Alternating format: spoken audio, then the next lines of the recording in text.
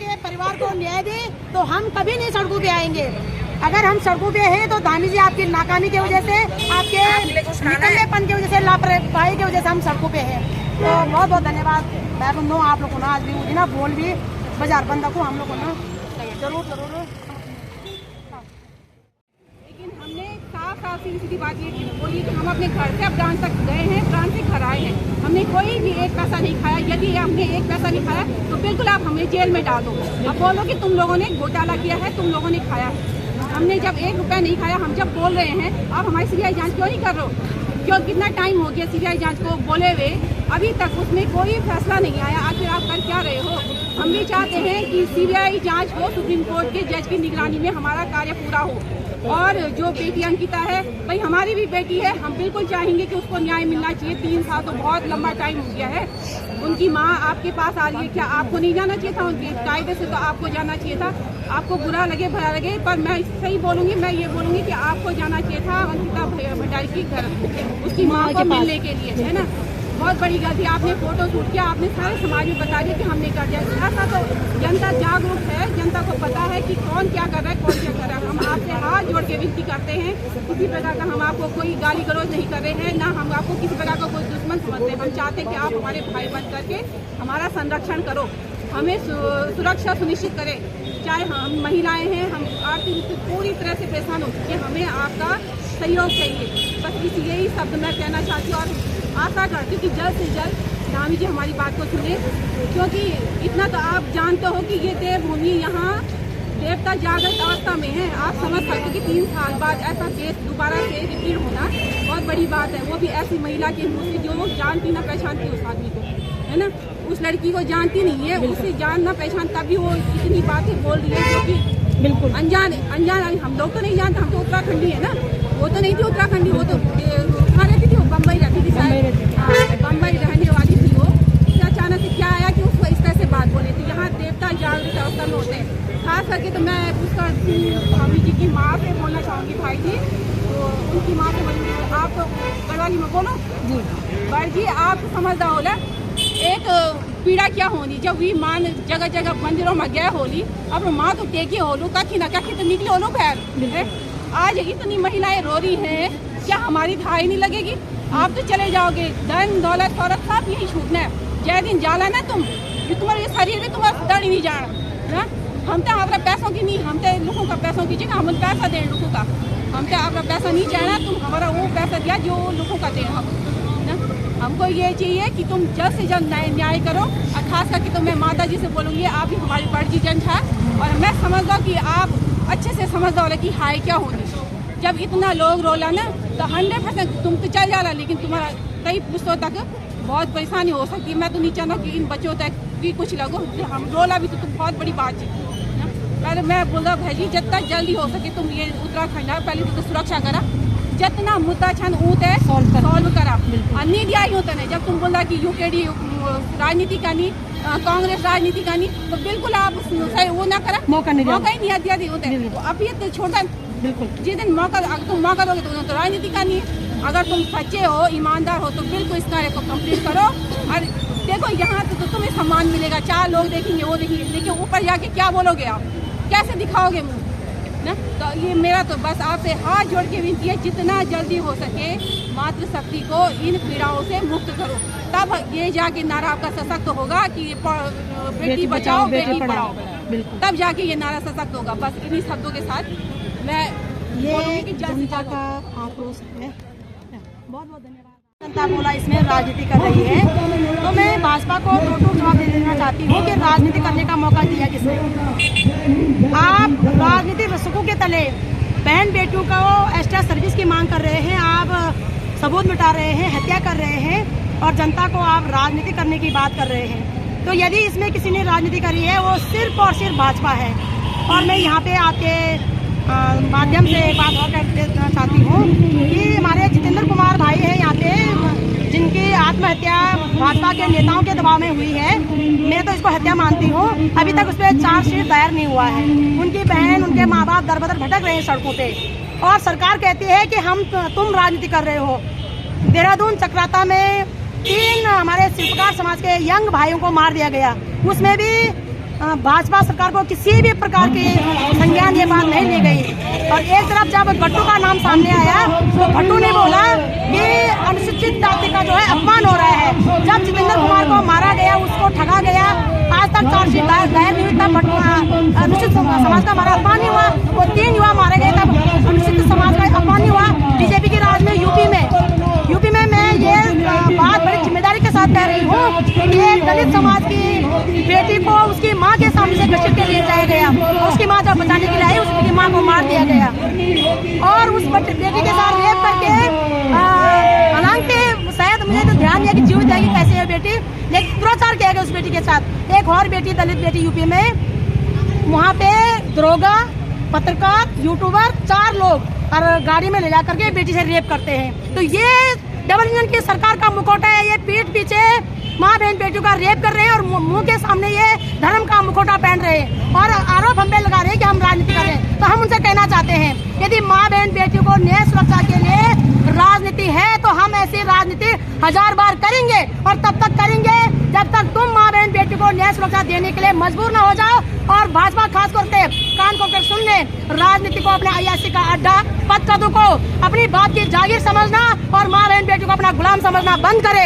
यह देश लोकतांत्रिक देश है और इन देश के पदकदों पे जनता के लिए काम होगा, किसी वीवीआईपी के लिए, किसी अय्याशी या दलालों के लिए काम नहीं होगा। तो आशा उम्मीद करती हूँ कि शासन भी जागेगा, प्रशासन भी जागेगा और जनता भी जागेगी और खासकर मातृशक्ति जागे हैं आप लोग। नहीं, मातृशक्ति में इस विषय को लेकर के कि अगर आज मातृशक्ति जागती तो किसी गट्टू भट्टू टट्टू किसी की भी हिम्मत नहीं होती है आपको टच करने की भी। बीजेपी को साफ साफ ये बात बोलनी है कि भाई हमने राजनीति हो रही ना, इसमें यहाँ पे कांग्रेस राजनीति करी, यूपीडी राजनीति करी। यहाँ पे जो लेडीजें खड़ी थी उन्होंने साफ साफ कहा कि जो एलयूसी से पीड़ित है महिलाएं, उनको इकट्ठा कर रहे, ये राजनीति कर रहे। तो मैं भाभी जी से यही बोलना चाहती हूँ कि एक पिता के समान हो तुम।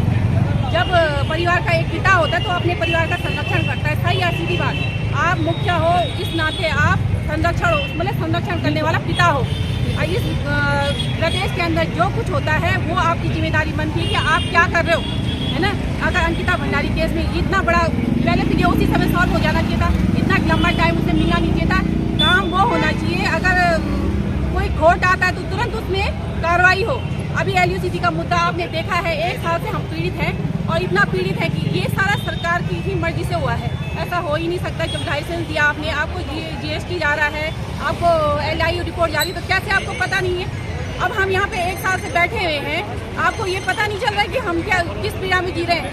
6 बार तो ये वहाँ चले गए, हम लोग मुख्यमंत्री आवास चले गए। तो सरकार को ये समझना चाहिए कि इतनी पीड़ा में आप कहते हो कि मातृशक्ति को हमने पढ़ाना है। अरे कहाँ पे है आपकी पढ़ाई लिखाई, कहाँ पे आपका संरक्षण है मातृशक्ति के लिए। कहीं तो हत्याएं हो रही हैं, कहीं वो ठगी का शिकार हो रही हैं। वो क्या करे, करना क्या है, या तो महिलाओं को मतलब घर के अंदर बैठ जाना चाहिए। आप अगर सीधे नियम बना दो कि महिलाएं घर के अंदर रहें, अगर इस तरह से रहना है तो महिलाएं घर के अंदर रहें, कोई काम ना करें, तो वो ठगी का शिकार भी नहीं होंगी और इस तरह के जो आप लोग देख रहे हो जो अत्याचार हो रहा है वो भी नहीं होगा।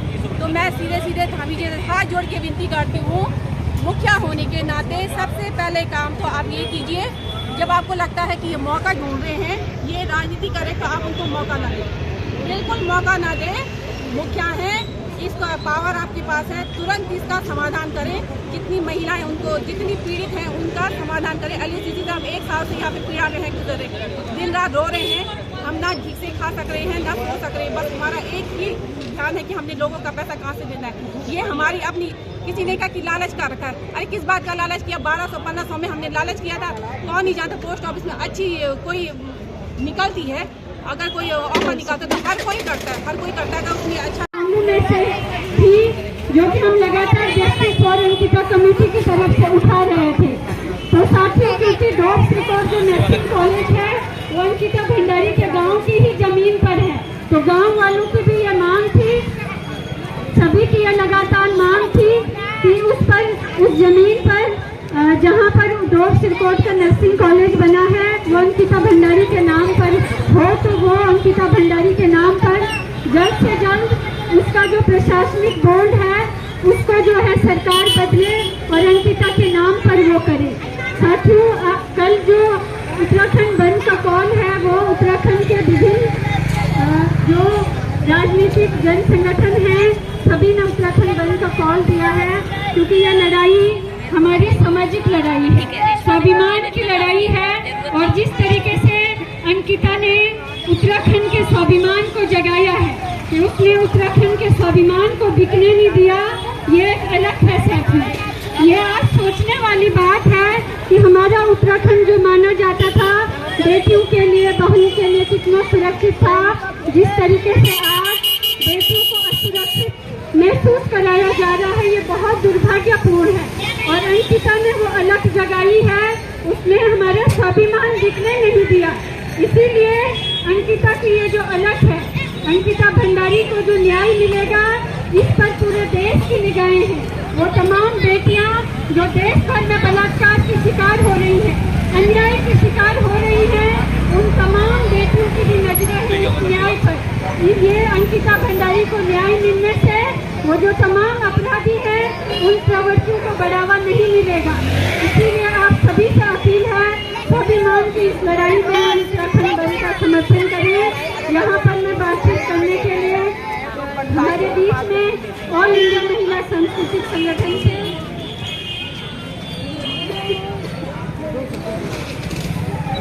हमारे बीच में राज्य आंदोलनकारी मेजर राजेंद्र रावत जी भी हैं, वो भी अपनी बात रखेंगे।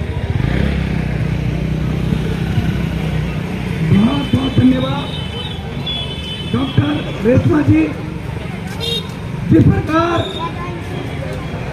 लगातार इतने के वास्ते मशाल तो जलाई है, चोर आकर बेधड़क हिमालय लूटते रहे, चोर आकर बेधड़क हिमालय लूटते रहे, बूढ़े असहाय गाँव पीछे छूटते रहे, असहाय गाँव पीछे छूटते रहे।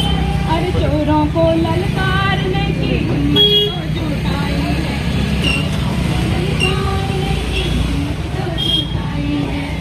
लड़ना है भाई ये तो लंबी लड़ाई, मिटने के वास्ते मशाल तो जलाई। क्या हुआ जो कुर्सियां बेजान संसद मौन है, क्या हुआ जो कुर्सियां बेजान संसद मौन है, वक्त ही बताएगा इन्हें कि हम कौन है, वक्त ही बताएगा इन्हें कि हम कौन है। गोली भी इन्हीं की है जो सीने में खाई है, गोली इन्हीं की है जो सीने में खाई है। भाई लंबी लड़ाई है, जीतने के वास्ते मशाल तो जलाई है। रामपुर तेरा है का हिसाब अभी क्या लिया, रामपुर तेरा है का हिसाब अभी क्या, शहीदों के अपमान का जवाब अभी क्या लिया, शहीदों के अपमान का जवाब अभी क्या लिया। दिल में जो आग है कहाँ बुझी, दिल में जो आग है कहाँ बुझी भाई, लड़ना है भाई ये तो जीतने के वास्ते मशाल तो जलाई। लाशों को ही रौंद कर जो वोट है तलाशते, लाशों को ही रौंद कर जो वोट है। हेलो दोस्तों, जैसा कि आप लोगों को पता है, फिर से मैं आ गया हूँ आज